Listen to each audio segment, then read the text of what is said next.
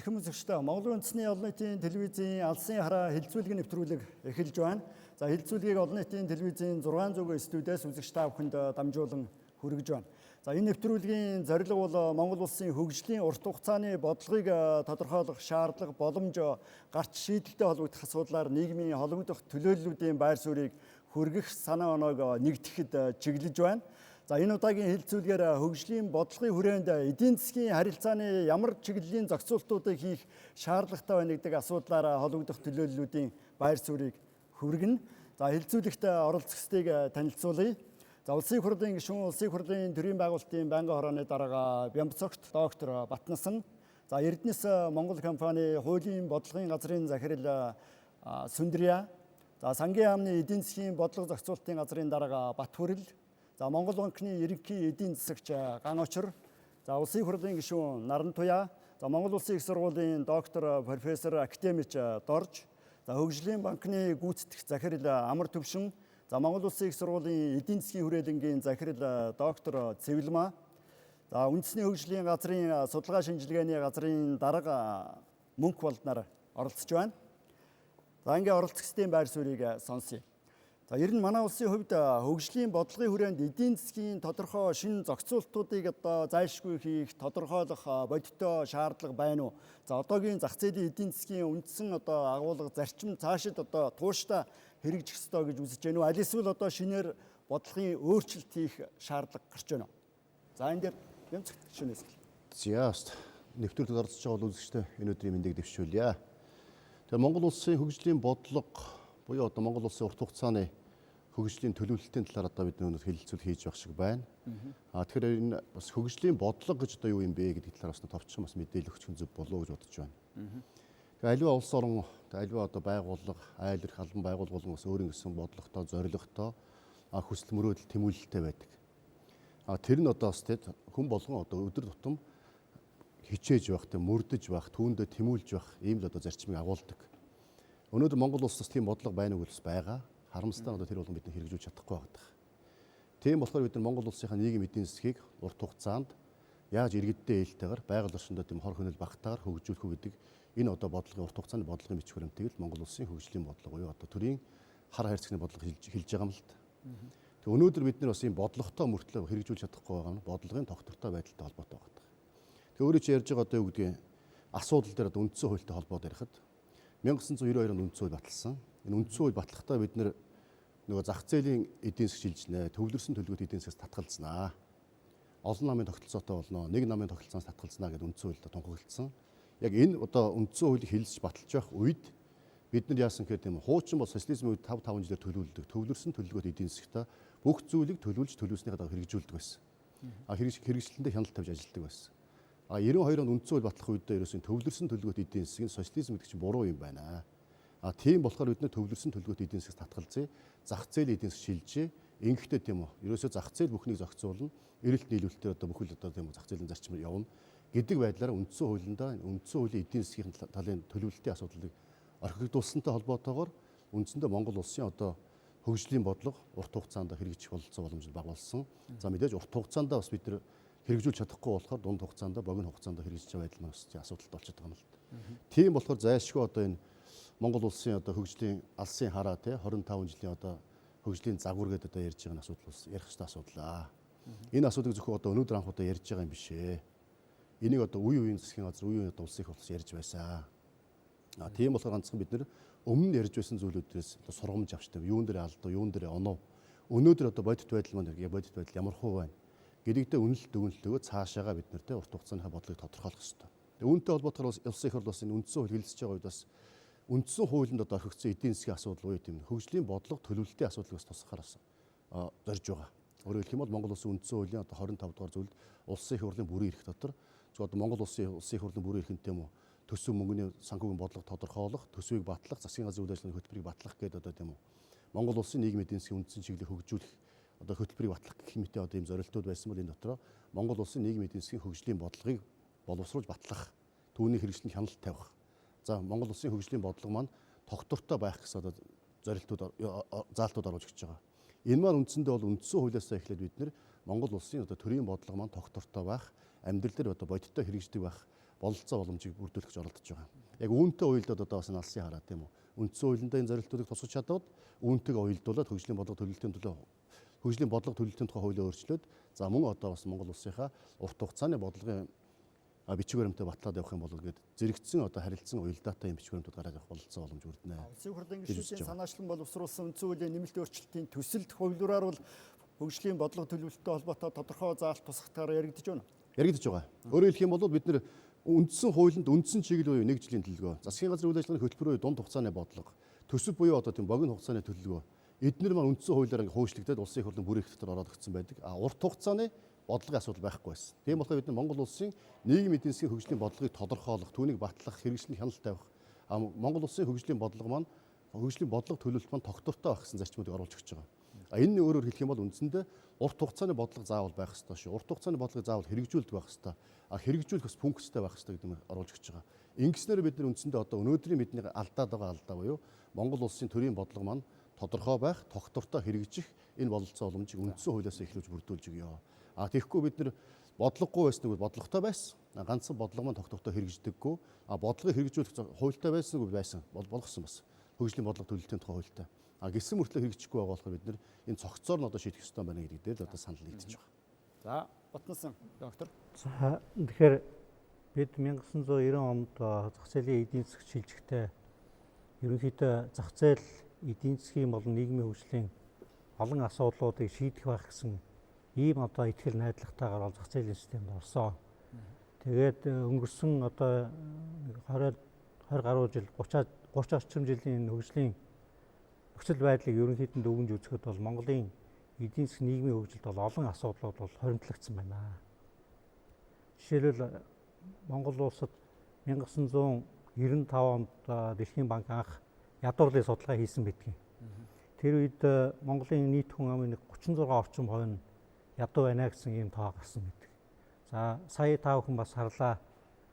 Энэ хооронд үндсэндээ 23-4 жилийн дотор бол Монголын эдийн засаг бараг 12 дахин өссөн. 95 онд нийт хүн ноогдох дотоод нийт бүтээгдэхүүн Дэлхийн банкны тооцоогоор $315 байсан. Өнөөдөр 4100-200 гэсэн тоонуудыг бол ярьж байна. Тэгэхээр эдийн засаг 12 дахин өсөд байхад ядуурлын хэмжээ 5-6 пунктээр л буусан. Өөр олон асуудлууд байна л да. Жишээ нь одоо Улаанбаатар хотод бол маш олон асуудлууд хоримтлагдсан байна. Хүн амын хэд төвлөрөл үүссэн, дэд бүтцийн асуудал байна, агаарын бохирдол байна. Орон нутаг талдаа ингээ харахаар бас энэ хүмүүс одоо ажилгүй эдийн засгийн нөхцөл байдал бас тийм сайнгүй ийм байдалтай байж байна л да. Тэгээд энэ бүхнийг ингээд бүх салбарууд харахад бол энэ өрчилсөн хөгжлийн асуудлыг бид нар бараг 20 жил ярьлаа. Гэтэл нөгөө бах байдгаараа яг орон нутаг бол хуучин бүтцээрээ энэ байдлаараа л явж байгаа. Тэгэхээр энэ маань юу хэлж байгаа нөхөр бодлого зохицуулт оновчтой байж чадаагүй гэсэн үг үү? Энэ маань юу хэлж байгаа нөхөрлөөр зэрэг бид нар бол одоо жижиг орон, том орон хоёрын бас ялгаанууд байна л да. Жишээ нь Америкт юм уу ингээд харах юм бол зах зээл нь бүх юмаа зохицуулаад явчих боломжтой. Гэтэл жижиг оронд бол эдийн засгийн бүх салбарууд хөгжиж чадаагүй байдаг. Жижиг орны потенциал бол маш бага. Энэ байдлаас үүдэлтэйгээр бас төрийн оролцоо ямар нэгэн хэмжээгээр байх ёстой, бодлогын зохицуулалт байх ёстой гэдэг нь харагдчихна л да. За, Сүндрия. За ямар ч нөгөө Алсын хараа 25 гээд Монгол Улсын хөгжлийн загвар боловсруулж байгаа энэ цаг үед одоо уул уурхайн салбар ялангуяа манай Монгол Улсын эдийн засгч өөрөө их өвөрмөц онцлогтой тийм үү. Нэгдүгürt уул уурхаас хэд хамааралтай байдал за нөгөө хатуу зөөлөн дэд бүтцийн хөгжил хязгаарлагдмал байгаа. Хоёрдугаарт нь хөгжиж байгаа ангиллалд одоо багтдаг ийм эдийн засгтай дээрээс нь одоо энэ уул уурхаас хэд хамааралтай энэ байдал маань Алсын хараа энэ 25-ын хөгжлийн бодлогот зайлшгүй дурдж одоо оруулах нэг зүйл байна л да. За тэгэхээр олон улсын валютын сангаас 2008 онд дэлхийн одоо тэргүүлэх баялагын сан бүхий нийт 130 улсад судалгаа хийгээд эндээс одоо Сантьягогийн зарчим практикийг батлах тухай олон улсын конвенцийг баталсан. За тэгэхээр би энүүгээрээ юу хэлэх гээд байгаа юм бэ гэхээр 2008 онд баталсан Сантьягогийн зарчмын практикийг батлах тухай олон улсын конвенцэд дэлхийн одоо 130 гаруй улс нэгдээд орчжээ. За энэ конвенцээр одоо чухам одоо юуг шийдсэн бэ гэхээр гол агуулга нь баялагын сан гэдэг зүйлийг энэ конвенцаар анх удаа хууль эрх зүйн хувьд одоо томьёолж оруулж өгсөн байж байгаа. За тэгэхээр бидний сайн одоо 2000-ад оноос эхлээд төр засгийн бодлогч дээр уул уурхайн салбараас олж байгаа орлогыг төвлөрүүлж эндээсээ иргэдтэй тэгш хүртээмжтэй хуваарлах. За ялангуяа энэ уул уурхаагаас Монгол Улсын макро эдийн засгийн бодлогот одоо үзүүлдэг те сөрөг нөлөөлөл уул уурхайн дэлхийн зах зээлийн үнийн хэлбэлцлээс болоод нөгөө төсвийн орлого буурдаг, экспортын орлогын хэлбэлцдэг, за валютын ханш буурдаг гэд энэ юмнуудаас одоо хамгаалах арга хэрэгсэл гэдэг юмыг Монгол улс ер нь хийгээгүй явчихжээ. Тэгэхээр урт хугацаанд бид нар энэ сөрөг үзэгдлүүдээс эдийн засгийг хамгаалах, цаашлаад уул уурхаагаас орлого төвлөрүүлээд эндээс одоо төвлөрсөн орлогоо эдийн засгийн бус салбараа одоо салбар төрөнг оруулалт хийж одоо төрөлцсөн эдийн засгийн төрөлчд гэдэг юмыг одоо бий болгох шаардлагатай болсон болов уу гэж үзэж байна. За тэгэхээр энэ нь бол олон улсад тэр 2008 онд батлагдсан Сантьягогийн зарчим практикт одоо батлах тухай олон улсын конвенцаараа энэ баялагын сан гэдэг юм чинь алс хиттэй ер нь өнгөрсөн одоо дэлхий дээр ч тэр олон улсад тэр сүүлийн 50 жил одоо явсан энэ баялагын сангуудын ойлголтыг нэгтгэж энэ баялагын сан чи өөрөө одоо тухайн улсын макро эдийн засгийн бодлогыг одоо хамгаалах арга хэрэгсэл болчихжээ. Тэгэхээр бидний нөгөө нэг ойлгож боддог байсан баялагын сан гэдэг ойлголтоос олон улсын чиг хандлага гэдэг юм одоо нэлээд өөрчлөгдсөн байна. Түрүүн Бямцагт гişүн одоо дурдлаа тийм одоо 2015 онд Монгол Улсын их хурлаас баталсан хөгжлийн бодлого төлөлтийн тухай хуулинд ер нь Монгол Улс хөгжлийн бодлого төлөлт гэдэг юм а яаж одоо төлөвлөх юм бэ? Хөгжлийн бодлого гэдэг юм дээр юу анхаарч үзэх юм бэ гэдэг нэг юм байна. Тэгэхээр уг хуулийн одоо 4.1-7 дээр санджид олон улсын буюу энэ дэлхийн нийтийн чиг хандлага гэдэг ямыг Монгол улс өөрөө энэ өвөрмөц онцлог гэдэг юмдаа заавал тусгаж урт хугацааны хөгжил төлөлт гэдэг ямыг хийнэ гэж заасан байна. Тэгэхээр нэгэнт одоо дэлхийн одоо бидний сайн мэдхтэй одоо жишээ авах дуртай Норвеги, Чили, Сингапур гэдэг энэ олон улсууд чинь бүгд өөрийн дотоодын эдийн засгаа энэ уул уурхай буюу энэ арт малтмлын нөхөн сөрөгдөггүй байгалийн баялагаас орж байгаа орлогоос үүсэж байгаа эдийн засгт үүсэж байгаа одоо тэр сөрөг нөлөөллүүдийг хамгаалж за эндээс олсон орлогоо зөв менежмент, зөв арга механизмаар удирдаад ингээд яасан иргэдтэй өгөөж хүртээдэг мөн эдийн засгийн бус салбаруудаа дэмждэг энэ арга механизмыг бол баялагын сан гэдэг юмар хийгээд өгчжээ. Тэгэхээр нэгэнт одоо энэ урт хугацааны эдийн засгийн хөгжлийн бодлого ярьж байгаа энэ тохиолдолд бол бид урт хугацаанд энэ баялагын сан гэдэг ямыг одоо олон улсад нийтээр хүлээн зөвшөөрөгдсөн тэр агуулгын дагуу хийж за тэгээд цаашдаа энэ уул уурхаагаас ордог орлогыг зөв менежментээр удирдах, эндээсээ иргэдтэй өгөөж гэдэг ямыг тэгштэй тиймээ хүртээмжтэй хуваарлахын боломжийг бий болгох нь зүйтэй болов уу гэж үзэж байна. За Батүрл. За тэгэхээр урт хугацааны хөгжлийн бодлого 2045 баримт бичгийг ингээ боловсруулж байгаа явцад бол сангийн яам өөрийнхөө эрхлэх асуудлын хүрээнд эдийн засаг төсөв санхүүгийн чиглэлээр бол ажиллаж байгаа. За энэ хүрээндээ холбогдох тооцоо судалгааг бол хийсэн. За энд бол бид нар 3 зүйлийг нэлээд анхаарч үзэх нь чухал юм байна. Нэгдүгээр эх жилүүдэд одоо манай дэлхийн эдийн засгийн хөгжил дэвшил гадаад орчинд ямар өөрчлөлтүүд гарахаар байна гэдгийг нэлээд авч үзэх хэрэгтэй. Дараа нь манай дотоод орчинд ямар нөөц боломж бололцоо байна. Энэ хөгжил дэвшилд хүрэхэд ямар хязгаарлалтууд цаад дотор бэрхшээл учрахаар байна гэдгийг нь бол харж үзэх хэрэгтэй. Тэгэхээр ер нь дэлхийн эдийн засгт ирэх 20-30 жилд бол нэлээд томоохон өөрчлөлтүүд гарахаар харагдаж байгаа. Ялангуяа одоогийн байдлаар бол G7 гэдэг улс орнууд бол дэлхийн эдийн засагт чухал үүрэгтэй байдаг.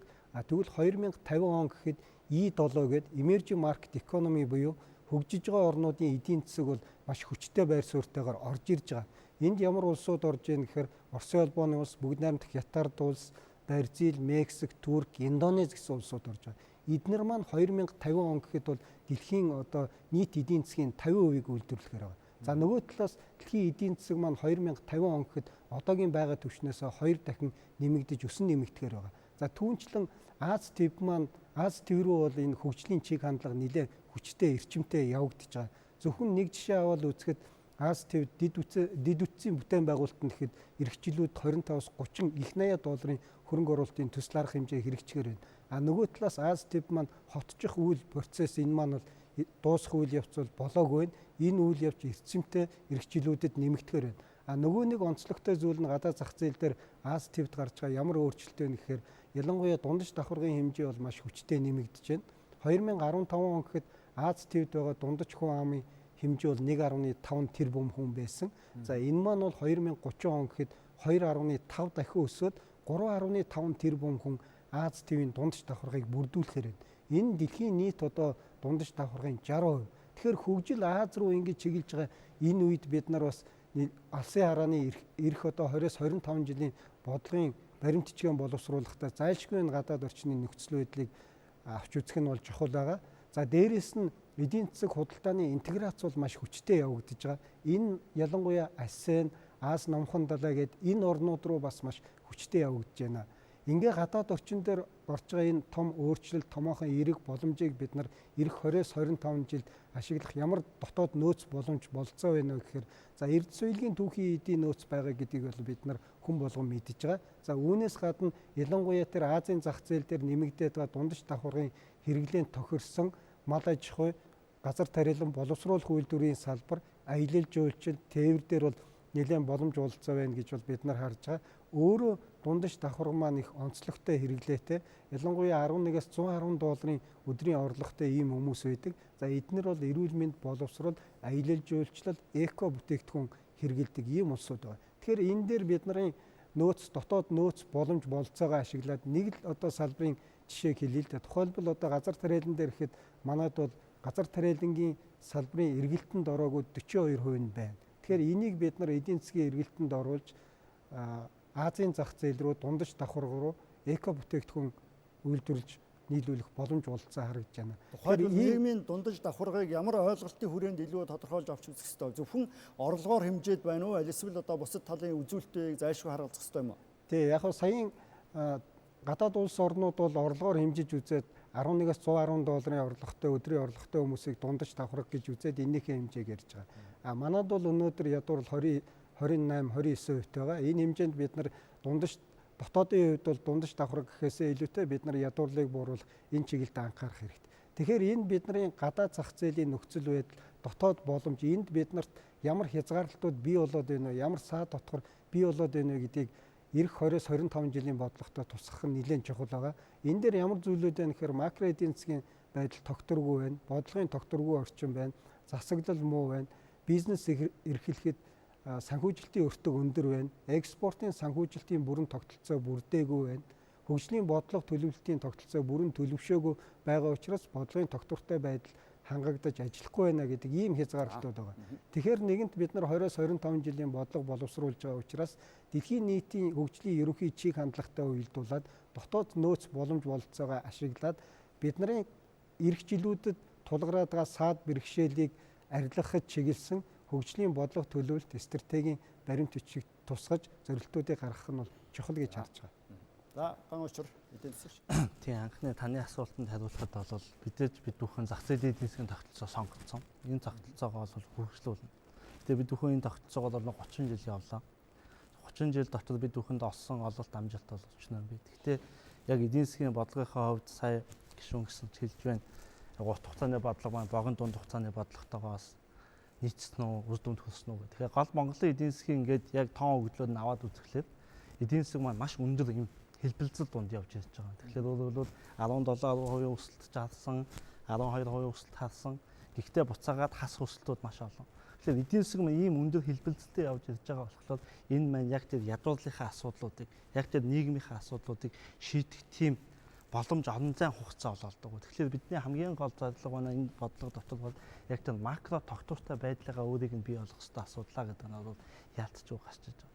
Тэгээ энэ 30 жилийн дараа бид бүхэн эдийн засгийн ямар бүтцтэй, ямар нөхцөл байдалд өнөөдөр бид бүхэн исчгээд одоо ирээдүйн 30 жилийнхаа асуудлыг ярьж байна уу гэхлээр өнөөдөр бид нар өмнөх хүмүүс ч гэсэн хэллээ. Яг уул уурхахаас хит өндөр хамааралтай эдийн засаг боллоо гэдэг. Энэ маань гадаад зах зээлээс Монголын эдийн засгийн нөхцөл байдал шууд хамааралтай болох шууд сувг нь энэ түүхийн эдийн үн эрэлтээрээ дамжаад ороод ирж байгаа. Тэгэхээр гадаад зах зээл дээр өнөөдөр юу болж байна вэ гэхлээр өнөөдөр технологийн дайн одоо эхэлж гисэн цаашдаа ойрын 5-10 жил үргэлжлэх төлөвтэй байна гэдэг. Технологийн дайных нь илэрлэл нь юу гэхлээр худалдааны хязгаарлалтуудаар том гүрнүүдийн хооронд Азийн орнуудын хооронд үсчгээ явж байгаа. Тэгэхээр энэ маань түүхийн эдийн үн тэрний ирээдүйн төлөвт нөлөөлөх гэж байна.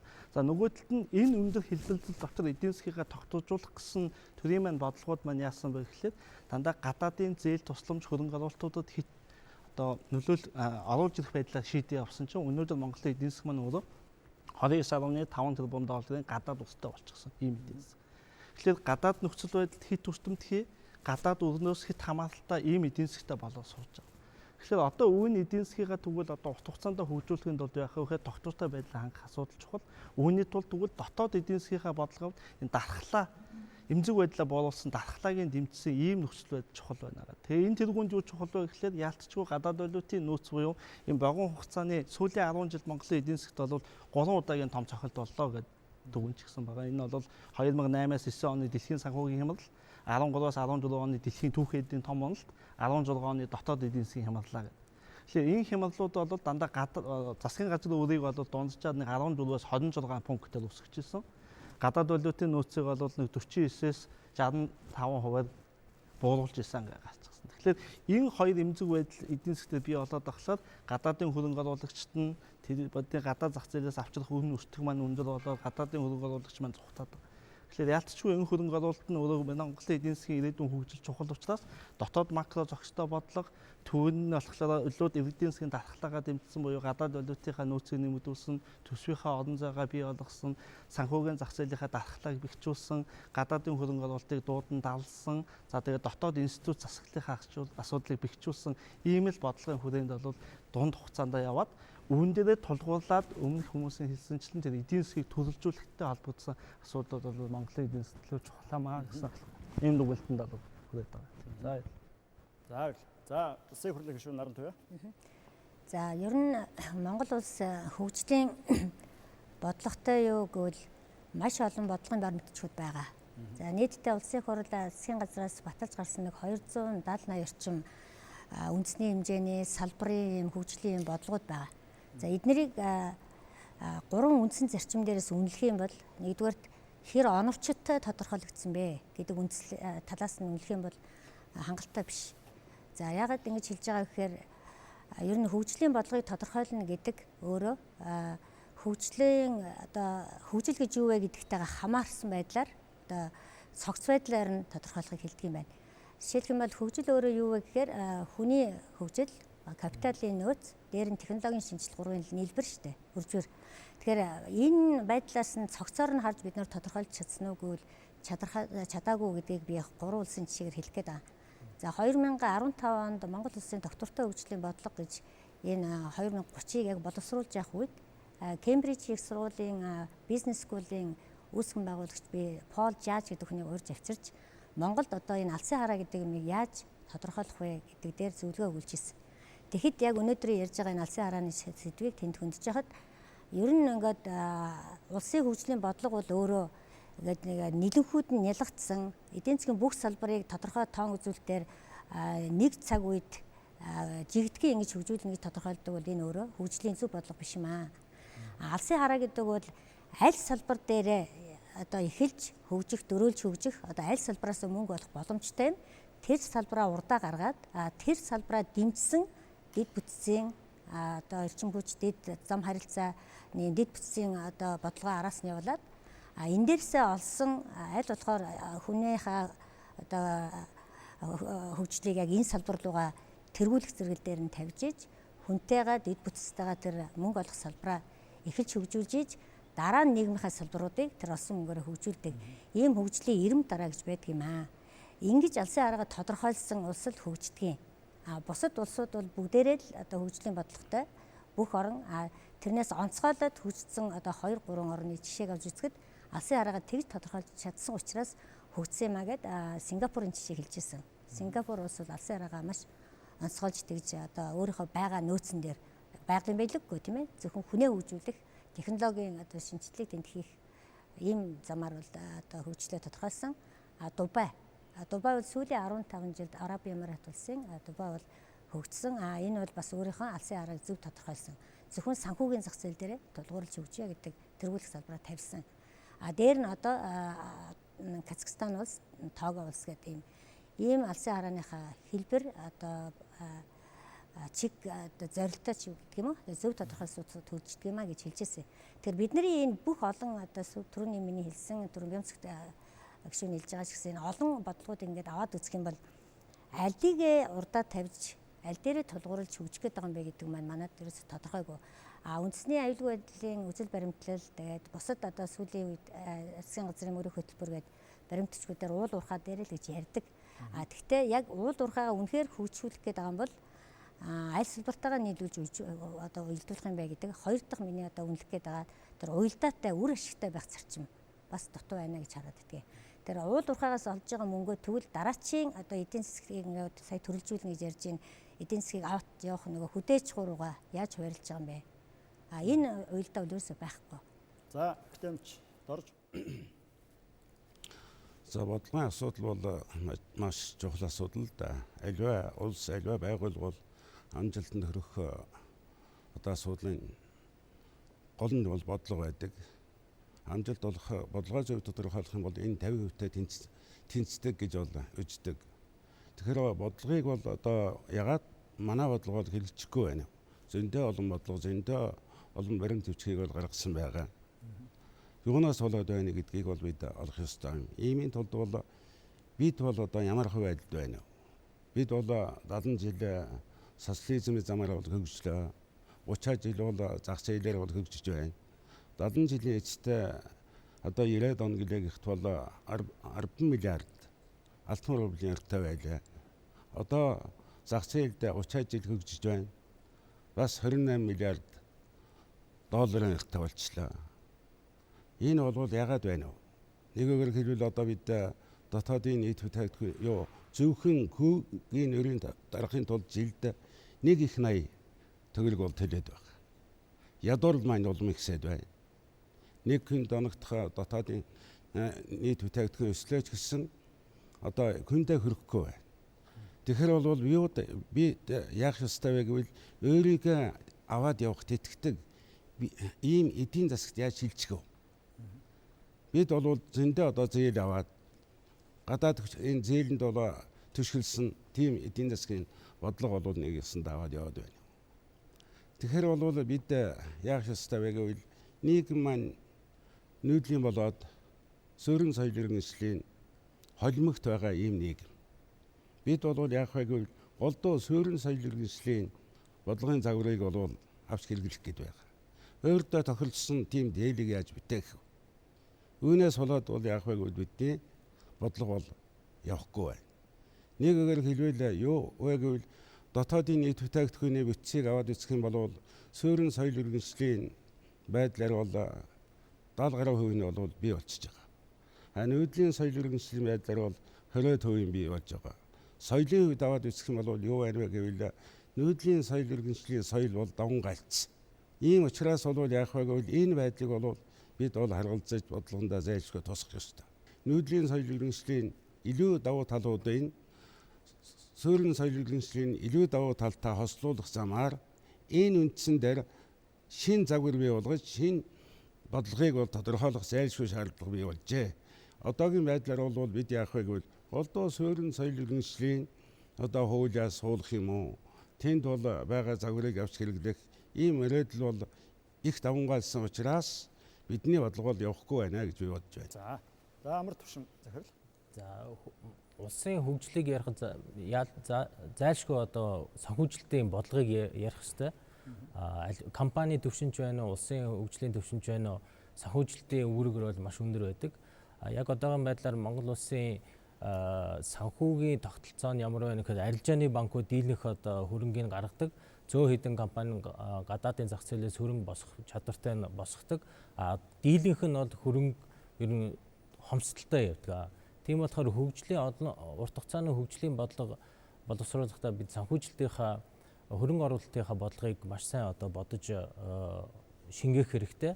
Хөгжлийн банкны зорилго нь одоо жишээлбэл амжилттай үйл ажиллагаа явуулж байгаа Солонгосын юм уу, Хятадын ч юм уу, Бразилийн хөгжлийн банкуудын туршлага жишээг харахад болохоор улсынхаа хөгжлийнхаа төвшин болгонд зорилтууд нь өөр байсан. Жишээлбэл Солонгосын хөгжлийн банк бол Солонгосын дайны дараа эх орноо дайнд одоо устгасан тэр эдийн засгаа хөл дээр нь босгох тийм зорилттой байсан.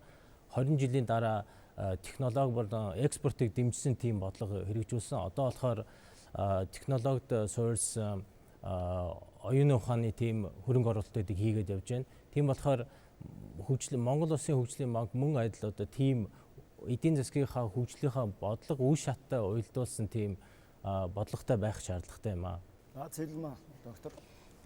Энэ Монгол Улсын алсын харааг харахад биднэрт бол ерөнхийдөө үндсэн хууль голчиг тэгээ үндэсний аюулгүй байдлын үзэл баримтлал байна. Дараагийн энэ 25 жилд харахтаа бид нэг эхний 5 жилдийг айхаргагүй салбаруудыг дэмжих эрх зүйн зохицуултыг харж үзэх шаардлагатай юм шиг харагдана. Тэгээ энэ эрх зүйн зохицуулт дотор одоо сая намар төвшин захирлын хэлдэг дээр хөгжлийн санхүүжилтийн үзэл баримтлал Монгол улсад яг үнэт зүйлтэйг холбоотой юу байгаа юм бэ? Энэ тал бид нэр их дутагдж байгаа. Мөн бид нар өөрийн хүчээр явах юм уу? Гадаадын шууд хөрөнгө оруулалтаа хамтарч хосолж явах юм уу гэдэг чиглэлээ гаргахын тулд манад гадаад худалдааны үзэл баримтлал, гадаад хөрөнгө оруулалтын үзэл баримтлал бас их чухал байгаа юм. Тэгээ Монгол улс өнөөдөр яг байгаа нөөцөөрөө харахад нүүрсээрээ бид нар тодорхой хэмжээгээр сан үүсгээд, хоримтлал үүсгээд явж чадах уу?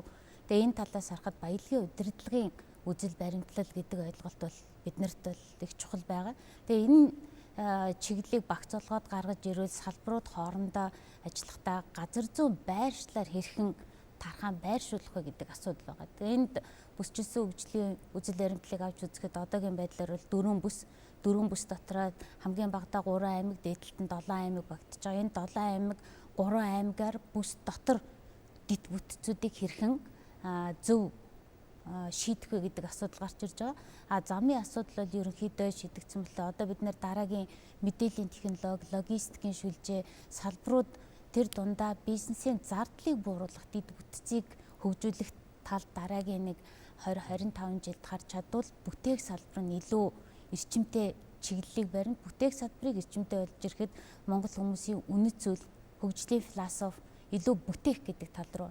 Ялангуяа өнөөдөр энэ ерөнхий боловсролын ахлах сургуулийн ахлах ангийн хүүхдүүд коллеж их сургууль сурж байгаа оюутнуудын дараагийн 20-30 жил бүтээх зүйлийн чиглэл тодорхой байх чиглэлийг харж чадвал бид нэр энэ алсын харааг илүү тодорхой харах болов хүн рүүгээ чиглэсэн хүнээ илүү чадвартай болгох, хүнээ нөөцөө ашиглах боломжийг, сорилтыг дэвшлүүлэх чиглэл рүү илүү харах болов гэж харж байна. За мөнгө. За сайн байна. Тэгэхээр Монгол улс бол хөгжлийн бодлого 1924 оноос хойш төлж ирсэн байдаг. Тэгэхээр хамгийн их урт хугацаанд одоо амжилттай төлж ирсэн улсын төлөвлөгөөний комисс гэдэг нэртэйгээр төлж ирсэн. За 90 оноос хойш зах зээлийн эдийн засаг шилжснээс хойш бол түрүүн бямцогт гишүүний хэлснээр бол одоо төлтгүүгээр бид нар явж ирсэн. 2015 он бол. Өнөөдрийн нийгэм эдийн засгийн нөхцөл байдлыг яг энэ эдийн засгийн одоо удирдах энэ загвар хөгжил талаас нь аваад ингээд дүгнээд хэлэх юм бол ер нь либерализм гэдэг бол өөрөө сөрөг нөлөөтэй байдаг. Бид 90 оноос хойш 100% либерал эдийн засгийн бодлого явуулсан. Энийний үр дүнг бид нар өнөөдөр хурааж авч байгаа. Тэгээ яг дүгнээд хэлэх юм бол 90-с 2000 он хүртэл бол Монгол улс иргэдээ өмчтэй болгох, өмчийн төлөө одоо энэ хойролтын юм ажлуудыг явуулсан. Ямар хэлбэрээр өмч авсан сонирн биш, тэрийг баталгаажуулдаг, эрхийг баталгаажуулдаг. Энэ байдлаар бид нар явж ирсэн. За 2000-аас 2010 оны үед бол энэ процесс дуусаад дараагийн шатанд орсон. Өөрөөр хэлбэл тодорхой хэмжээгээр баялаг бүтээх гэж оролцсон. Энэ маань хамгийн амархан баяжих тэр хэсэг нь бол уул уурхай байсан. Тийм учраас эдийн засаг маань бол гажуудаад уул уурхай руу нэлээ явсан. 2010 оноос хойш бол манай улс төрийн намууд ер нь нийгмийн баримжаатай нэлээд бодлогууд гаргаж амлалтуудыг өгж ингэж арай өөрчилж явж ирсэн баг. Тэгэхээр нэг талаасаа манай дотоод нөхцөл байдлаа бид нар бас зүгээр харах хэрэгтэй. Өөрөөр хэлбэл энэ либерал эдийн засгийн бодлогын сөрөг үр дагавар нь юу байсан бэ гэхээр зэрэг одоо хэтэрхий хуваа хичээсэн аж ахуй нэгжүүдийн олонлогуудыг бид бий болгосон. Өөрөөр хэлбэл тэрийг удирдах, тэр хооронд нь цогцсуулаад эдийн засгийн үр ашгийг гаргах, синергетик үр дүнгийг гаргах тийм тогтолцоо бид бүрдүүлж чадаагүй. Тэгээ 2010 оноос хойш олон хэлбэрийн арга замуудыг бид хайж эхэлж байна. Энэний нэг үр дүн нь бол одоо өнөөдөр бид хилцүүлж байгаа одоо энэ хөгжлийн бодлогын асуудал байна. Энэ бол дотоод орчин. Гадаад орчинд бол ер нь юу болж байна гэдгийг бид нар бас харах хэрэгтэй. За энэ гадаад орчинд бол одоо дэлхийн нийтээрээ бид нар тогтвортой хөгжил рүү явж байна.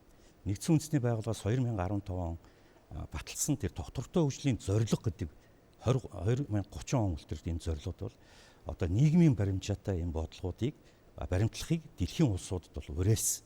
За Монгол улс бол энийг дэмжиж тогтвортой хөгжлийн үзэл баримтлал гэдгийг баталсан байна.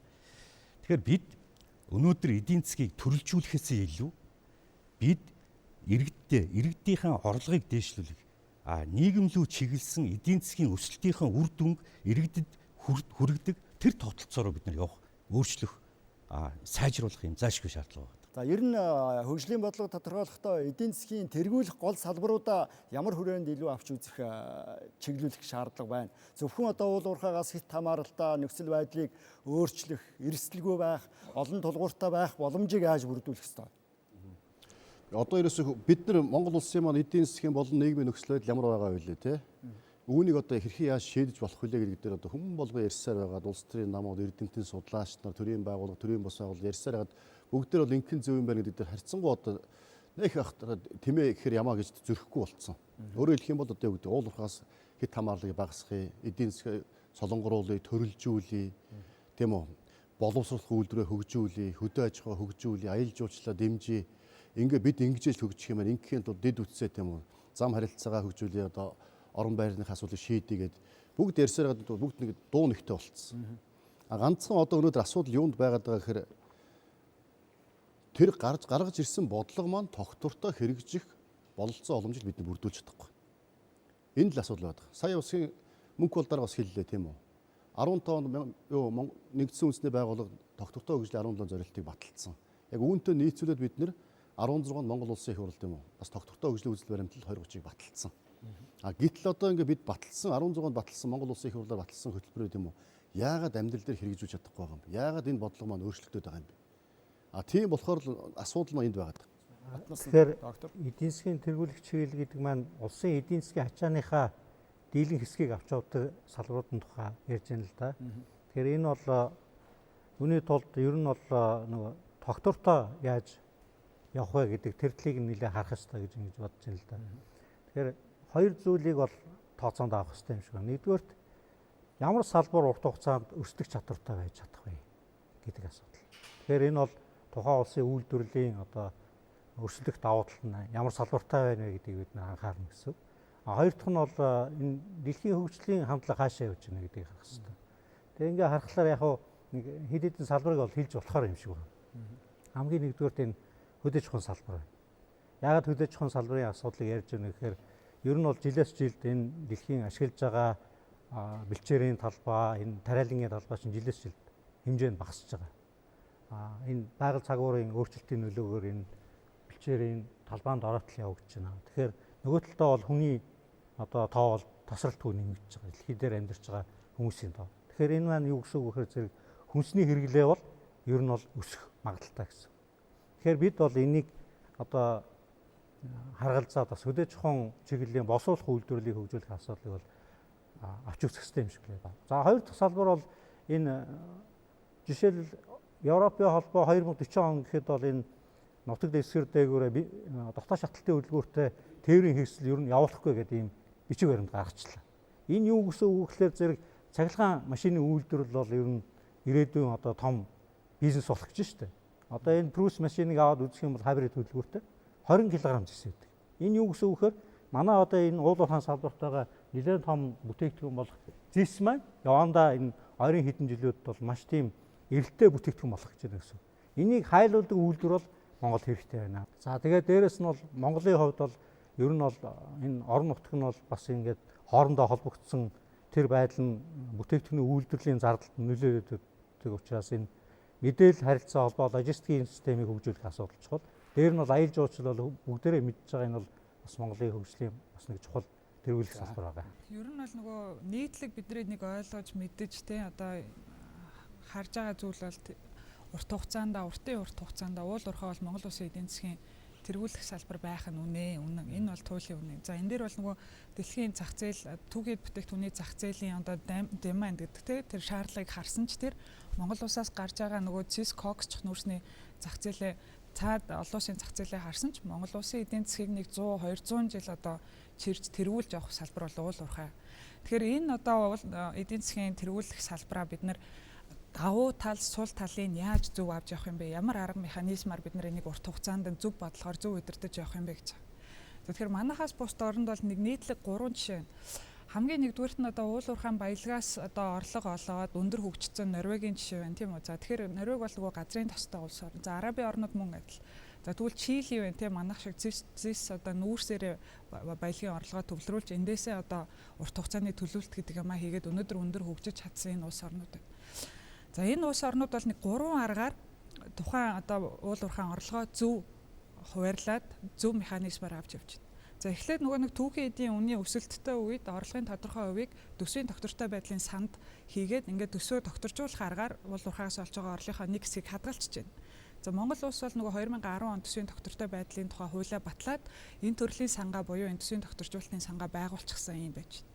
За олон улсад хоёр дахь арга хэрэгс нь бол уул уурхайгаас орж байгаа орлогынхоо нэг хэсгийг энэ outstanding буюу энэ гадна зогсоолд байршуулад урт хугацаанд энэ гадны нөгөө өндөр хөгжилтэй хай-тек энэ одоо салбаруудад хөрөнгө оруулалт хийгээд энүүнийгээ хөрөнгөө өсгөөд явж байгаа энэ хадгаламжийн сангийн бас загварууд байна. За энэ бол мөн яасан уул уурхайгаас орж байгаа орлогоо нэг хэлбэрлүү нь хийгээд ингээд нэг хэсгийг бид нар төсвийн тогтвортой байдлын сандаа нэг хэсгийг бид нар ирээдүйдээ буюу энэ үе хооронд үлдээхийн тулд outstanding хийгээд хадгаламжийн сандаа хийж байгаа.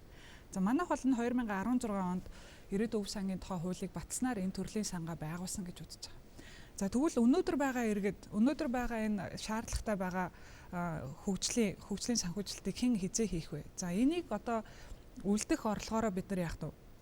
Эндээ хийгээд за өнөөдрийн нийгмийн эдийн засгийн хөгжлийн одоо хөгжил шаардлагатай санхүүжилтийг хийдэг энэ төрлийн сангаа бол бид өнөөдөр байгуулаагүй байна. За энэ төрлийн санг бол олон улсын нэрснээрээ бол хөгжлийн сан гэж нэрлэдэг.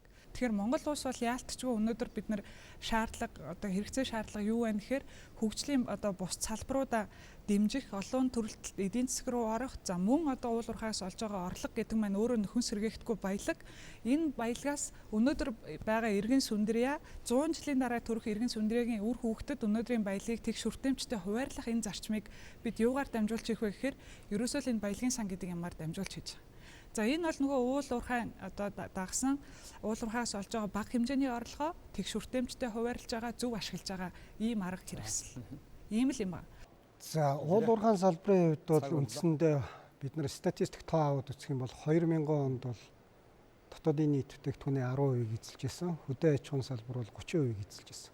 За энэ байдал маань цаашд явсараад 18 оны байдлаар одоо нөхцөл байдал юу болов гэхээр энэ хоёрын байр солигдсон. Хөдөө аж ахуйн салбарын эзлэх хувийн чинь 10% 13-аас 14%, уул уурхайн салбар нь 28-аас 30% болсон. Тэгэхээр энэ маань экспортын бол 90%-ийг эзэлж байгаа. Тэгэхээр энэ маань юуг харуулж байна гэхээр манай эдийн засагт тохиолдож байгаа энэ хямралд маш өртөмтгий эдийн засаг болчихж байгаа. Зөвхөн уул уурхайн үнээс хамааралтай. Тэгэхээр бид нар хүмүүсийн саяын хэлээд байгаа хөдөө аж ахуйн салбар, боловсруулах салбар, аялал жуулчлалын салбарыг хөгжүүлэх замаар эдийн засгийн дархлаагаа бэхжүүлэх гэдэгтээ 100% санд нэгэв. Гэхдээ энд бид нар гол нь яагаад энэ салбаруудыг бид нар урт хугацаанд хөгжүүлж хэрэгжүүлж эдийн засгийн дархлаагаа бий болгохгүй вэ гэхээр энэ маань тогтолцооны асуудал байна. Ялангуяа бидний баталсан хөтөлбөр бодлогууд урт хугацаанд, богино хугацаанд, дунд хугацаанд маш тогтвортой хэрэгжих ёстой. Энэ асуудал дээр нэг. Хоёрдугаарт нь түрүүчийн амар түвшин захирлын хэлээд байгаа энэ бодлого маань өөрөө улсын хөрөнгө оруулалтын хөтөлбөр санхүүгийн их усрээр баталгаажиж үр дүнд хүрэх ёстой. Тэгэхээр энэ хоёр асуудал маань манай улсын хувьд хангалттай сайн хийгдэхгүй байгаа учраас энэ эдийн засгийн дархлааг бий болгох, олон тулгууртай бий болгох энэ зүйл маань бол нэлээд хангалтгүй хийгдэж байна л гэж харж байна. За очир. Тийм. Яг гоо төргүүлэх салбар гэдэг нь маш олон янзаар тодорхойлж болно. Би зүгээр энд ямар тодорхойлтыг нь ашиглах гээд байна уу гэхлээрээ яалтчгүй уул уурхайн салбар маань манай нөөц баялаг бидний ирээдүйн одоо хөрөнгө оруулалтаа олох, эдийн засгаа өсгөх, ажлын байраа их үүсвэрийг бүрдүүлэх салбар мөн. Гэтэл бид нар бусад төргүүлэх салбар гэхээр яг хоо босод салбарууд байгаа боловч яг богино хугацаанд ингээд аваад үзсэн өнөөдөр бидний хүндрэл болж байгаа зүйл бол яалтчгүй тээврийн асуудал. Энэ байгаа баялагыгаа буцаагаад хямд өсөлтөх чадвартайгаа гадаад зах зээл гаргахад бид нар маш өндөр өртөгтэй гаргаж байна. Маш их төлбөрийн тэнцэлтэй маш их том хэмжээний гадаад валютын боловсрол гадаадын компаниудад төлөгдөж байгаа асуудал. Тэгэхээр тээврийн асуудал яалтчгүй чухал болж байгаа. Нөгөө талдаа энерги эрчим хүчний асуудлууд. Өнөөдөр бид нар нүүрс эрчим хүч гэдэг эрчим хүч үйлдвэрлэдэг түүхий эдтэй мөртлөө өөрсдөө эрчим хүч өөрөө гаднаас импортлоо сууж байгаа. Ялангуяа том мега төслүүд маань маш том хэмжээний эрчим хүчний эрэлтийг байлгаж. Тэгэхээр яалтчгүй энэ бол бас төргүүлэх салбарын нэг өөр мөн болж байгаа. Тэгээ гурав дахь нэг асуудал нь бол бусад салбарууд уудаж байгаа. Аялал жуулчлал, хөдөө аж ахуй бусад салбарууд, төргүүлэх салбарууд мөн манад нөөцөнд байгаа. Гэхдээ яалтчгүй нэг импортыг орлуулах чиглэлээр нь биш, экспортыг дэмждэг чиглэлээр нь өөрөөр энэ бас ялгаж салгаж дэмжихгүй бол бид бүхэн импортыг орлох гэж байна гэж хэлээд тодорхой нэг компанийг тодорхой нэг салбарыг сонгож аваад санхүүжилт олох гэж төрийн өөрөө санхүүжилт олох гэж олоо маш том алдаанууд үүсчихсэн туршлага байна. Тэгэхээр яалтчгүй экспортод чиглэснийг нь Тэнд нь бол дид бүтцэд нь илүү чиглээ. Тэр дид бүтцэд нь бол тэр салбарынхаа өсөлтөх чадварыг нь бий болгоод илүү их нэмийн өртөг бүтээж чаддаг. Тийм чиглэлээр нь дид бүтцийн хөрөнгө оруулалтанд чиглэж явж байж тэр салбаруудыг ялгахгүй бол бас энэ импорт гэдэг юм уу эсвэл дотоодоо хамгаалах гэдэг юм уу энэ чиглэл маань угаасаа 30 жилд өсөлдөж чадахгүй нотлогдчихсан зүйлийг дахиж хамгаалах гэж оролдох нь нөгөө салбарыг дэмжихээс илүү өндөр зардалтай болдгоомаа гэдгийг л бид бүхэн суралцаад үлдлээ гэдэг боддог. За наран төвш. Ер нь эдийн засгийн тэргүүлэх салбараа бол үндэсний аюулгүй байдлын үзэл баримтлалын баримт бичгтээ тодорхойлсон байгаа. Нэгдүгээрт бол мэдээж уул уурхай салбар, хоёрдугаар төвтэй аж ахуй, гуравтаа аялал жуулчлалын салбар гэж тодорхойлцсон. Доктортой хөгжлийн үзэл баримтлал 2030 ч гэсэн ингээд тодорхойлцсон. Гэхдээ миний хувьд бол хамгийн одоо тэргүүлэх салбарыг тодорхойлохдоо гол баримталдаг хоёр зарчим байдаг юм байна. Нэгдүгээр хамгийн түрүү мөнгө олж болох одоо бусад эдийн засгийн бусад салбарыг тэжээх салбар нь альвэ. Энэ бол яа харахгүй уул уурхайн салбар тийм ээ. Бид нар тодорхойлцсон. Харамсалтай нь түрүүн би хэлсэн тэр уул уурхайн салбараа тэгвэл яаж оновчтой тодорхойлж чадсан бол яг уул уурхайн салбар дотроо дараагийн одоо 15 жил 20 жил өрсөлдөхүйд дэлхийн одоо зах зээл дээр одоо survive гэж тий үлдэж чадах тэр одоо салбар нь түрүү хэлсэн зэсийн үйлдвэрлэл, химийн үйлдвэрлэл, дээр нь газрын ховроо. Энэ гурвыгаа илүү одоо дэмжиж гэсэн нөгөө дараачийн уялдаатай бодлого нь байхгүй байгаа. Жишээлх юм бол уул уурхайн салбараа дэмжсэн төмөр замын асуудлаа 10 одоо хэдэн жил ярьдаа тэрийг барьж чадаагүй л байна. Хүнээс хамааралгүй эрчим хүчээр хангах тэр ажлыг бид нар хийж чадаагүй л байна. Орой болохоор бид нар 7 цагаас хойш Оросоос эрчим хүч импортлж байгаа шүү дээ. Энийг л өөрсдөө хангадаг болчих юм бол бид нар хараат тус эдийн засаг гэдгийг бий болгож байгаа. Дээрээс нь уул уурхайн салбар бол ажиллах хүч айгүй бага шингээдэг. Тэгтээ чадамжтай, чадвартай дотоодын боловсон хүчнийг бэлдэх асуудал байгаа тийм. Тэр энийг хийж чадчих байгаа юугүй юу? Энэ бол нөгөө тодорхойлсон бодлого хэрэгжихүйц үр дүнд хүрэхүйц байхын тулд уялдаа холбооны асуудал байхгүй юу? Энэ бол бүх салбар дээр хийгдэж чаддаг. За хоёр дахь гол салбар нь аль салбарт бол мөнгө хэрэгтэй тийм ээ. Би түрүү мөнгө гэдэг утгаараа уул уурхайг нэгдүгээр тавьсан. Хоёр дахь гол салбар бол санхүүгийн зах зээл. Бид нар хөрөнгө босгох гээд хүнээс одоо гуйгаад бусад орнуудаас ингээд дандаа зээл тусламж гуйгаад 20 жил явцсан. Өөрөөсөө бид нар мөнгөө босгох тэр мөнгө чинь босгоход доотлол нь суур нь болж өгдөг тэр баялаг нь байна. Тэр нөөц нь байна. Энэн дээр үндэслээд бид тэр хөрөнгөний зах зээл, санхүүгийн зах зээлээ дэмжиж хийж чадах юм бол энэ бол маш том боломж. Манай санхүүгийн зах зээл дотоодын нийт бүтээгдэхүүний 10 гаруй хувийг эзлэх юм боломж байна гэсэн тооцоо би бол дотроо бол хийж явдаг. Тэмч утгаар би тэр Дубайн жишээг бол дурдах их дуртай. Санхүүгийн чөлөөт бүсийг 10 жилийн өмнө 2005 онд анх байгуулсан шүү дээ. Тэр үед бол тэр зах зээл дээр 2.8 биллион долларын одоо тэрбум долларын урсгал явж исэн. Тэр бүс нутгийн дээр хийгдэж байгаа бүх арилжааг санхүүжүүлдэг санхүүгийн их усурыг л тэр зах зээл дээр бий болгож чадсанаар өнөөдөр 15-6 тэрбум долларын хөрөнгөний урсгал тэнд бий болж байгаа. Тэр хөрөнгүүд өөрсдөө тэр бүс нутгийн эдийн засгийг өөрөө тэжээх нөгөө хүнээр бол суцаар гүөх цусна байхгүй юу. Тэгэхээр ийм ямаа бид нар оновчтой тодорхойлж чадахгүй байгаа учраас тэргүүлэх салбараа бид нар яхаар л аманд орцсон хэлбэрээр нөгөө уул уурхай, хөдөө аж ахуй, аялал жуулчлал гэх ингээд 3 салбарыг хэлдэг. За үнэхээр 3 дахь том салбар бол хөдөө аж ахуйн салбар байх боломжтой бөгөөд ёстой байгаа. Яг бол манад маш их нөөц байна. Саяхан ингээд тооцоо хийж үзсэн. Бид нар бол нэг экспорттой 5.6 тэрбум ам долларын экспортын орлогыг зөвхөн хөдөө аж ахуйн салбараас. Хөдөө аж ахуйн салбар дотроо арьс, шир, ноос, ноолуур, махнаас ингээд олж болох нэ гэсэн юм тооцоо бол хийсэн байгаа. Тэгвэл нэг юмыг хэлэхэд энэ олон бодлого, энэ олон тодорхойлцсон тармаг энэ зорилтуудыг нэгтгэх хэрэгтэй. Эцсийн үр дүнгийн аль салбарын дэмжиж, аль салбараас нь илүү том одоо нөгөө баг чулуугаар том чулуу зохино гэж ярьдаг шүү дээ монголчууд. Тэр шиг аль салбарын дэмжиж, тэрнийхээ дараагийн дам нөлөөгөөр аль салбараасаа илүү их ашигыг энэ эдийн засагт оруулах юм бэ, хөгжилд оруулах юм бэ гэдгээ бодсон юм цогц уялдаатай алсын хараа байж бид нар хөгжих юм аа. За дурж өгтөн. Тэргүүлэх чиглэл бол бодлоготойгоо бол нэлээд холбоотой л да. Ягаад гэвэл богино хугацааны, дунд хугацааны, урт хугацааны хугацаанд бол эдийн засгийн тэргүүлэх чиглэл бол өөр байна. Хоорондоо холбоотой. За богино хугацаанд гэх юм бол одоо жишээлбэл 2025 онд бидний гол бодлого бол энэ ядуурлаас яаж салах вэ гэдэг. Хамгийн гол нь манай одоо хамгийн 3.1 ядуу байна шүү дээ. Иймийн тулд хаана илүү бүтээмжтэй байна. Тийшээ хөрөнгө оруулалт хийх хэрэгтэй. Одоо байгаагаар бол сайн хүмүүс 50 санд нэг байна. Энд ингэснээр бол яг л ажлын байрыг бий болгоно.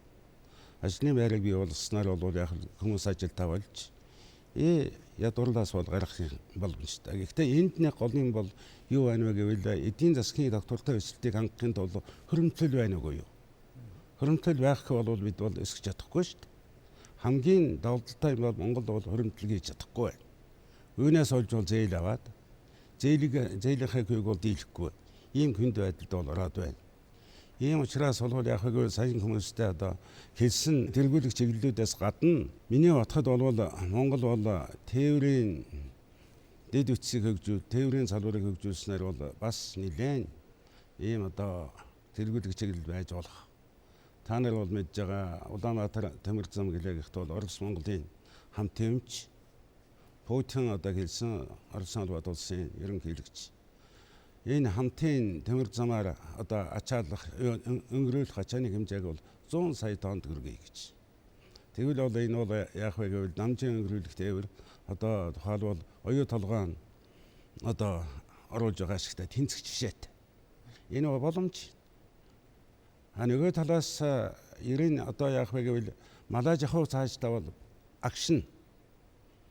Ягаад вэ гэвэл ерэн хөгжил бол тийм танууд дотоодын нийт бүтээгдэхүүнд эзэлж байгаа хөдөө жоохон бүтээгдэхүүний хэмжээг ажиллахад бол агшиж байгаа. Энэ цаашдаа агшин.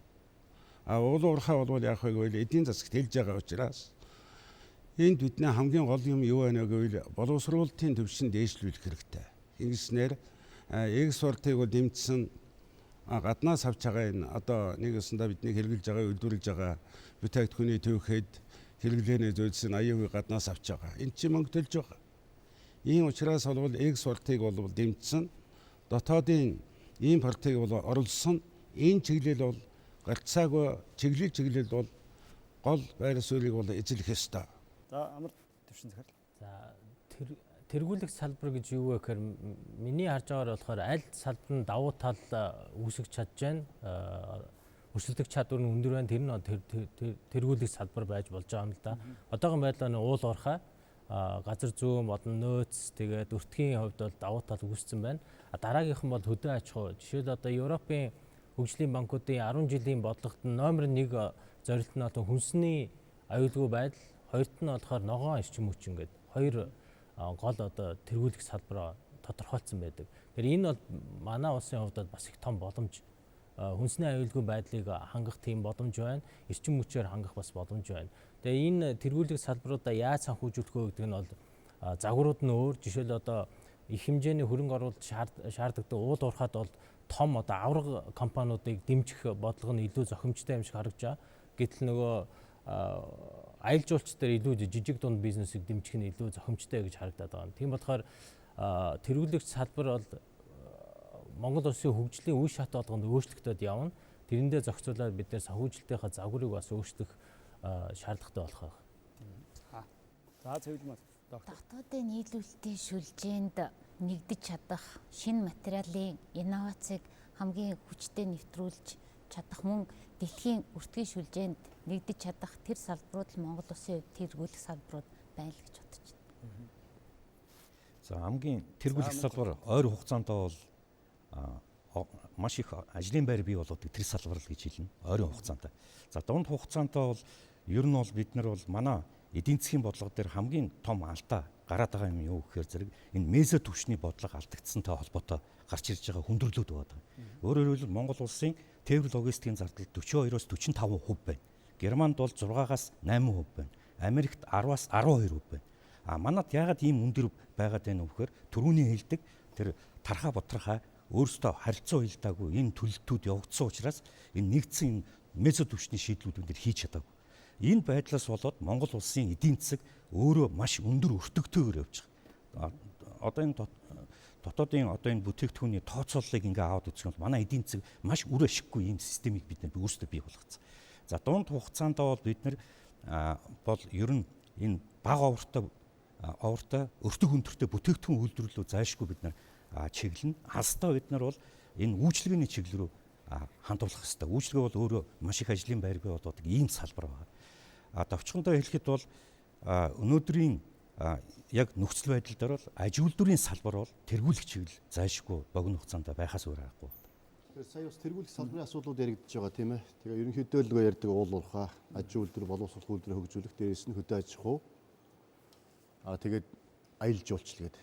Тэгээ энэ дэр бид нар бас нэг салбар орхиод байгаа. Уул нь бол тогтвортой хөгжлийн үзэл баримт 2030. За нэгдсэн үндэсний байгууллагын хөгжлийн зорилтууд 17 зорилтууд бас нэг гол зорилт нь зорсон зүйл бол энэ сэргээгт эрчим хүч. Тэгээ манай Монгол улсын хувьд ч гэсэн сэргээгт эрчим хүчний асар их нөөцтэй. Нарны, салхины, усны аль алины. Тэгэхээр энэ тал дээр бидний илүү анхаарах хэрэгтэй байна.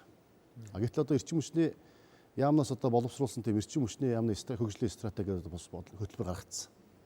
Тэн дотор сэргээгт эрчим хүчийг одоогийн түвшнээс илүү гаргахгүй. Одоо сэргээгт эрчим хүч тогтворгүй учраас энийг бид цааш илүү хөгжүүлэхгүй гэсэн. Тэгэл нөгөө дулааны станц.